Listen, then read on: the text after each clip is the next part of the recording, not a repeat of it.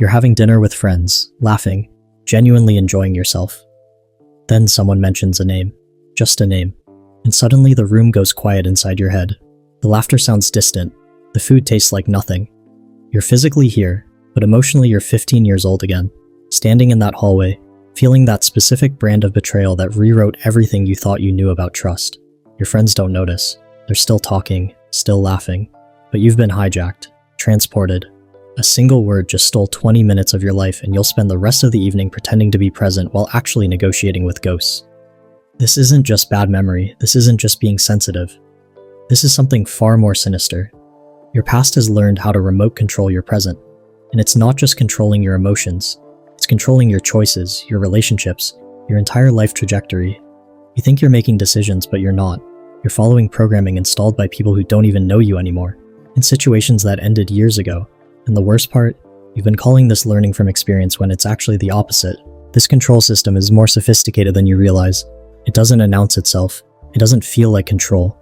It feels like intuition, like gut feelings, like just knowing how things will go. But what you're calling intuition is often just your past vote rigging the present. You meet someone new, and within minutes, your past is whispering a warning. They remind me of Lisa. Remember what Lisa did? Don't trust them. You consider a career change, and your history speaks up. Remember when you tried something new before? Remember how that ended? Stay safe. This isn't wisdom. This isn't protection. This is your past impersonating your present moment awareness, and it's stealing possibilities from you every single day. When you flinch at criticism, you're not just responding to today's feedback. You're responding to every criticism you ever received, layered on top of each other like geological sediment. When you freeze in conflict, you're not just dealing with this argument. You're dealing with every time you felt powerless, going back to when you were too small to fight back. Your past has turned your present into a courtroom where old evidence is constantly being reheard, and the verdict is always the same: guilty, unworthy, destined to repeat. But here's what changes everything. The past only has power over you because you keep feeding it with your attention. Every time you replay old hurts, you're giving them new life. Every time you expect today to be yesterday, you're authorizing the past to write your future. There are 5 specific ways your past controls your present, and once you see them clearly, you can start breaking free. The first chain is the evidence collector. Your mind has become a prosecutor, constantly gathering evidence for why you can't succeed, can't be loved, can't trust, can't change. One person cancels plans and your past whispers, "See? Everyone always leaves." The second chain is the safety simulator. Your past runs disaster scenarios to keep you safe, but the safety it offers is the safety of a prison cell. You avoid risk not because risk is dangerous, but because your past has convinced you that you can't handle disappointment. The third chain is the identity bodyguard. Your past protects its version of who you are by sabotaging who you could become. It whispers, "Don't get too confident. Remember what happened last time?" It keeps you small to keep you consistent with its story about your limitations. The fourth chain is the future hijacker. Your past doesn't just affect how you see yourself, it affects how you see possibility itself. You don't just think you'll fail, you think failure is inevitable. Your past has become your prophet, predicting a future based on expired information. The fifth chain is the energy vampire. You wake up tired because you've been fighting old battles in your sleep. You feel drained because you're carrying emotional weight that doesn't belong to your current life. You're living in multiple timelines simultaneously, and it's killing your vitality. Here's the truth that might disturb you. Your past has zero inherent authority over your present. Zero. The only power it has is borrowed power. Power you loan it every time you treat old experiences as current instructions. Right now, in this moment, where is that betrayal from 10 years ago? Where is that failure from your 20s? They exist nowhere except as electrochemical patterns in your brain. They are not facts about your present reality. They are data from a previous reality. Your past self made decisions with the information, resources, and emotional capacity they had at the time. But you are not that person anymore. You have new information, new resources, new capacity. Yet you keep making decisions as if you're still that previous version of yourself. This is like trying to drive while only looking in the rearview mirror. You're going to crash, not because the road is dangerous, but because you're not looking where you're going. The past cannot hurt you in the present moment. Only your thoughts about the past can hurt you. And thoughts are not facts. Thoughts are just mental activities, like clouds passing through the sky of your consciousness. You don't have to believe them. You don't have to obey them. You don't have to let them drive your life. Carl Jung understood this when he said, "I am not what happened to me. I am what I choose to become." but choosing who to become requires divorcing yourself from who you think you are based on what you've been through. Breaking free from past control begins with reclaiming your right to live in your own timeline. First, audit your decisions.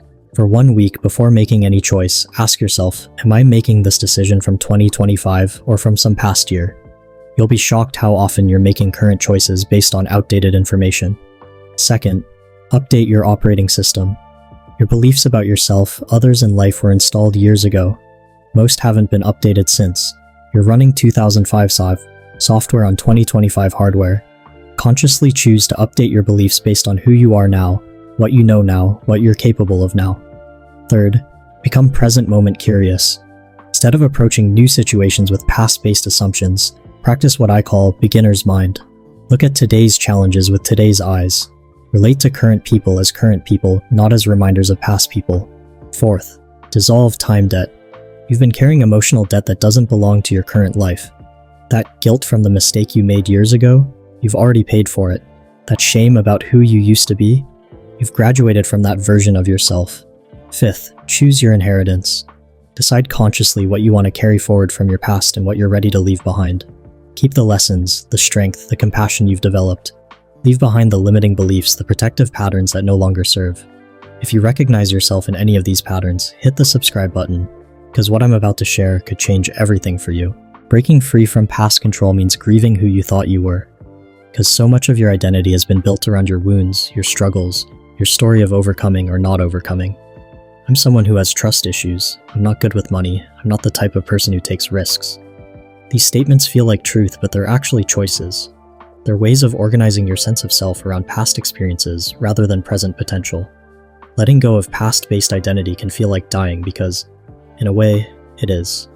The version of you that found meaning in old pain, security in familiar limitation, identity in ancient wounds, that version has to dissolve for the real you to emerge, and this dissolution reveals something beautiful. Underneath all those layers of past-based identity is your essential self. The part of you that existed before anything bad happened. The part that was never actually damaged, just covered up. When you stop being controlled by the past, you don't become someone new.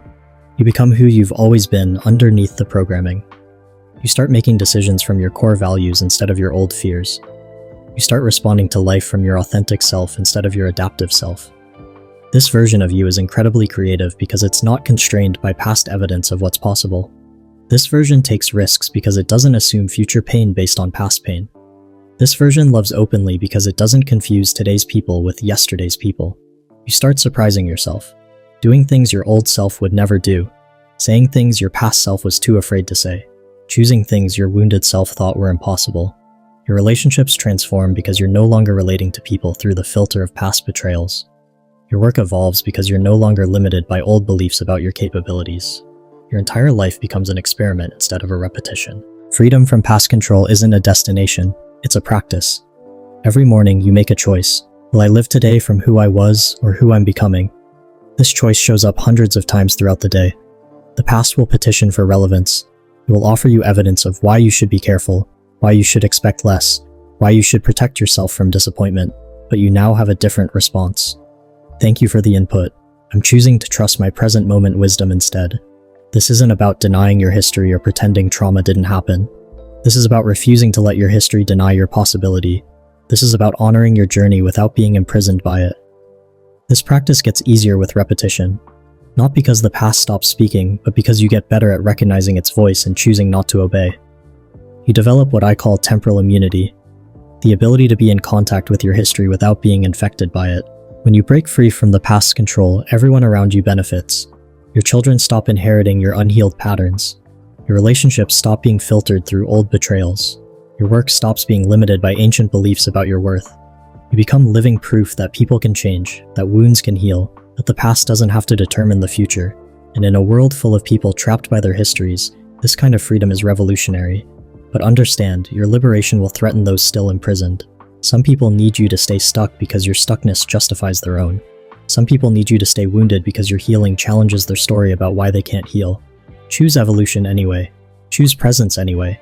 Choose to live from who you are now instead of who you were then. Because your liberation isn't just about you. It's about what becomes possible when someone refuses to let yesterday control tomorrow. If something shifted inside you while listening to this, if you felt a recognition you can't quite name, comment below with 3 words. Timeline is mine. Because when we declare ownership of our present moment, when we stop letting the past be the CEO of our lives, everything changes. And if you're ready to dive deeper into this work of mental transformation, make sure you're subscribed because I've got more content coming that will help you break free from the patterns that keep you stuck. Your past shaped you, but it doesn't own you. Your history informed you, but it doesn't define you. You are not who you were. You are who you choose to be right now. The timeline is yours. Take it back.